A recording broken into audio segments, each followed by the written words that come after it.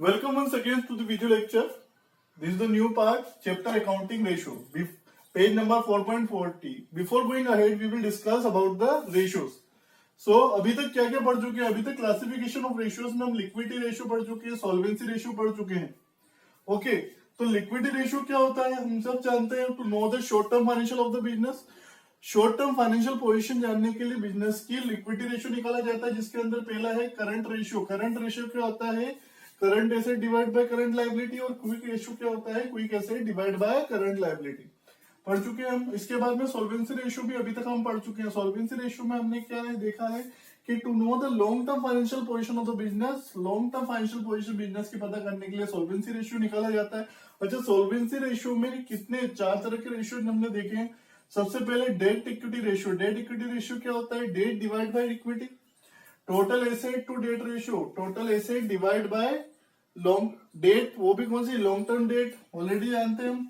ठीक है. Third proprietary ratio, इसके भी क्वेश्चन हम कर चुके हैं. प्रोप्राइटरी रेशियो क्या होता है? प्रोप्राइटरी फंड मतलब share holder fund divide by total assets. ठीक है. चौथा interest coverage ratio. Last lecture में इंटरेस्ट कवरेज रेशियो कवर किया था, जिसमें इंटरेस्ट कवरेज रेशियो में हमने क्या क्या देखा था कि net profit before interest and tax, ऐसा प्रॉफिट जिसमें अभी तक इंटरेस्ट और टैक्स नहीं कटा हुआ, divide by interest on long term debts. तो क्या आ जाता है? इंटरेस्ट कवरेज रेशियो आ जाता है. तो ये दो चीजें हम ऑलरेडी कवर कर चुके हैं. नाउ अब आते हैं, टर्न करते हैं एक्टिविटी रेशियो पे. थर्ड रेशियो पे हम बात करेंगे. अच्छा, थर्ड रेशियो में अभी हमें क्या क्या पढ़ना है? सबसे पहले आज जो लेक्चर में हम डिस्कस करने वाले हैं वो है इन्वेंट्री टर्नओवर रेशियो. इसके बारे में हम आज के लेक्चर में पढ़ेंगे, इन्वेंट्री टर्नओवर रेशियो. फिर आने वाले लेक्चर में हमको एक्टिविटी रेशियो में ट्रेड रिसीवेबल टर्नओवर रेशियो भी पढ़ना है, trade payable turnover ratio, working capital turnover ratio.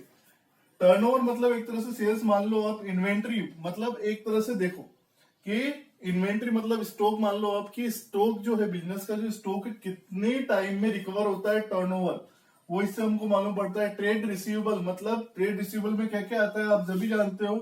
Debtor बार बार कवर कर चुके हैं. ट्रेड रिसीवेबल मतलब डेटर और बिल रिसीवेबल दोनों आ जाते हैं इसके अंदर. इनका टर्नओवर रेशियो. ट्रेड पेबल मतलब क्रेडिटर और बिल्स पेबल, है ना.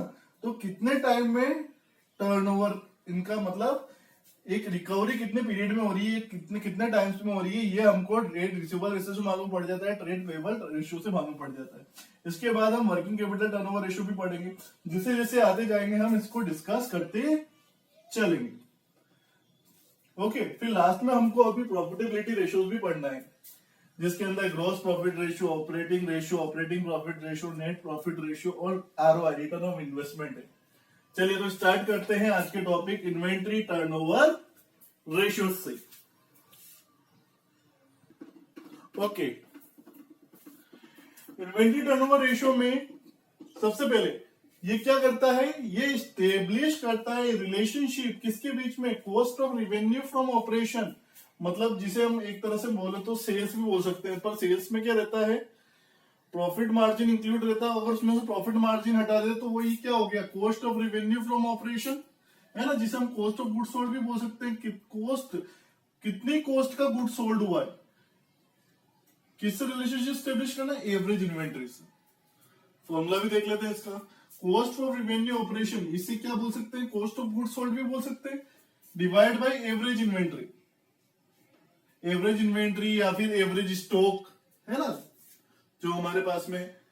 अच्छा, ये इसका ऑब्जेक्टिव क्या है? क्यों निकालते हैं इन्वेंट्री टर्नओवर रेशियो? इससे क्या है?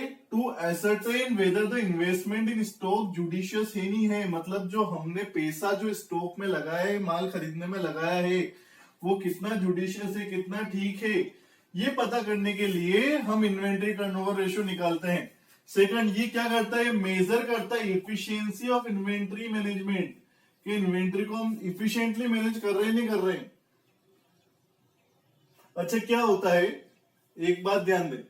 अगर पहली चीज, इन्वेंट्री टर्नओवर रेशियो क्या बताता है कि नंबर ऑफ टाइम्स मतलब कितना इन्वेस्टमेंट जो अपन इन्वेंट्री में इन्वेस्टमेंट कर रहे हैं वो रोटेशन कितना हो रहा है, ये हमको पता लगता है.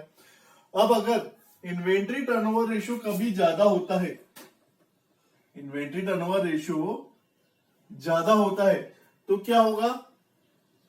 मतलब क्या हो रहा है, हमारी सेल्स ज्यादा हो रही है, हमारी इन्वेंट्री जल्दी रोटेट हो रही है और हमारी सेल्स ज्यादा हो रही है, मतलब ऑप्टिमम हम उसको क्या कर रहे हैं, हमारे लिए थोड़ा सा डेंजर भी हो सकता है। कैसे डेंजर हो सकता है, हाई इन्वेंट्री रेशियो से क्या होता है, मतलब इसका मतलब हम ओवर ट्रेडिंग कर रहे हैं, तो हमारा क्या हो सकता है, वर्किंग कैपिटल का शॉर्टेज भी हो सकता है। ओवर ट्रेडिंग मतलब जितना ट्रेडिंग हमको करना चाहिए उससे ओवर, मतलब ज्यादा कर रहे हैं अपन, ट्रेडिंग ओवर ट्रेडिंग कर रहे हैं।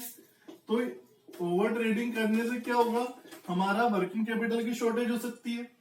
और ये अगर इन्वेंट्री टर्नओवर रेशियो कम होता है तो क्या होगा, हम इन्वेंट्री को मैनेज सही से नहीं कर रहे हैं, ऑप्टिमम इन्वेस्टमेंट नहीं है हमारा इन्वेंट्री में।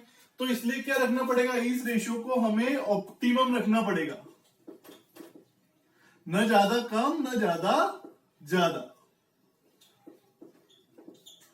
ठीक है, चलो एक बार और कॉस्ट ऑफ रिवेन्यू ऑपरेशन ये भी देखते हैं कि इसे निकालते हैं कैसे।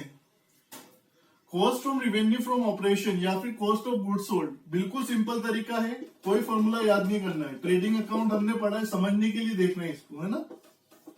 ट्रेडिंग अकाउंट हमने पढ़ा है, क्या लिखते हैं यहां पे, ओपनिंग स्टॉक टू क्या लिखते हैं यहां, परचेज टू क्या लिखते हैं, डायरेक्ट एक्सपेंस, और नीचे क्या लिखते हैं यहां पे, क्लोजिंग स्टॉक। अब ये जो बचा है ना, इसे हम सेल्स बोलते हैं, यही क्या है, यही तो है cost of goods sold, cost of revenue from operation. ये निकालना है सिर्फ आपको, सिंपल है।